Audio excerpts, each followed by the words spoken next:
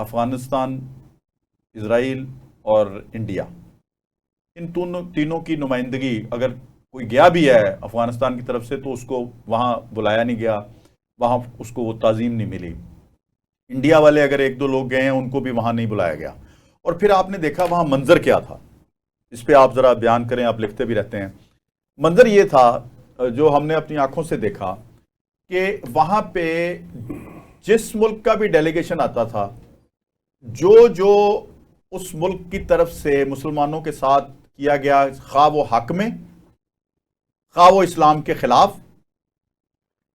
جو بھی کیا گیا اسی طرح کی آیت جو ہے وہاں پہ تلاوت ہوئی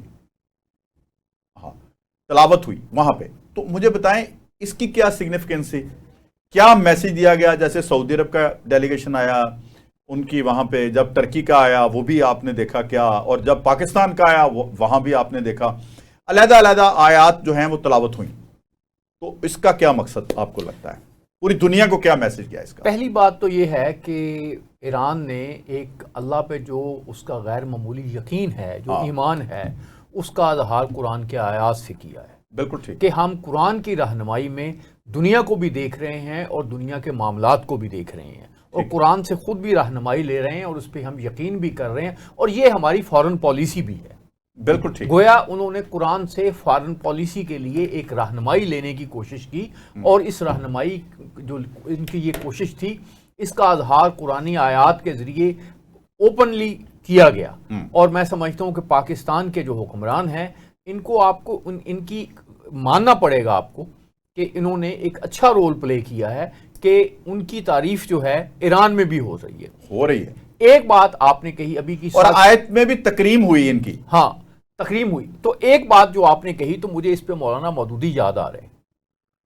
انہوں نے ایک بڑی خوبصورت بات کہی. انہوں نے کچھ اپنے ساتھیوں سے جن کے متعلق ان کے کچھ ساتھی الزام لگا رہے تھے کہ یہ سازش کر رہے ہیں، وہ کہہ رہے تھے ہم سازش نہیں کر رہے. تو مولانا مودودی نے ایک بڑی خوبصورت بات کہی. اس نے کہا کہ بات یہ ہے کہ میں یہ نہیں کہتا آپ نے سازش کی ہے، لیکن یہ بات ضرور ہے کہ اگر آپ نے سازش کی ہوتی تو پھر بھی یہ رزلٹ نکلتا جو آپ کے اس حرکت سے نکلا ہے. بالکل ٹھیک، بالکل ٹھیک. میری عرض سمجھے، جب جنگ ہو رہی ہو اور آپ دشمنوں کے ساتھ دشمنوں کی زبان بولنی شروع کر دیں، جب آپ دشمنوں کے ساتھ کھڑے ہو جائیں اور نفاق پیدا کریں، اور نفاق جو ہے، جب منافق جو ہے وہ ہمیشہ ہی نرم زبان استعمال کرتا ہے، ہمیشہ ہی وہ امن کے تھرو سے جاتا ہے. وہ اس وقت جنگ روکنے کی بات، آپ کو گولی روکنے سے انکار کرتا ہے جب آپ پہ گولی برسنے کے پورے خطرات ہوتے ہیں. بالکل ٹھیک ہے. تو میں سمجھتا ہوں کہ اس وقت پاکستان جو ہے اس میں دیکھیں، ایک بات پاکستان کو بالکل سمجھ لینی چاہیے، اور میں سمجھتا ہوں ہر بندے کو یہ سمجھ لینی چاہیے، اور وہ یہ بات ہے کہ اسرائیل آپ سے بالکل خوش نہیں ہے، انڈیا آپ سے بالکل خوش نہیں ہے. اور کیا کہہ رہا ہے نیتن یاہو یہ کہہ رہا ہے کہ ہم نے انڈیا سے اچھے تعلقات بنانے ہیں، ہم نے نئے اتحاد بنانے ہیں. اور مودی کیا کر رہا ہے؟